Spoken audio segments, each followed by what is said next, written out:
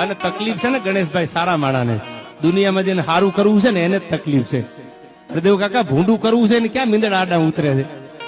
જરૂર કઈક બગાડવા જ નીકળે એને કોઈ દી અપશુકન ન થાય, નક્કી કરી લીજો. ન જાને કોણ સી શિકાયત કે હમ શિકાર હો ગયે, जितना दिल साफ रखा उतने ही गुનેગાર हो गए यार. જેનામાં કઈક કરવા કરી છૂટવાની ભાવના છે એને જ મીંદડા આડા ઉતરે છે, બાકી હારા માણસ ક્યાં તકલીફ હારાને જ હોય છે. તમે જોજો આપણી કહેવત છે ભૂંડું બહુ જીવે. કોરોનામાં જેટલા હારા હતા એટલા વિયા ગયા, બાકી અમુક અમુક ને તમે નક્કી કરી લેજો કેટલાય સ્વજનો ખોયા છે.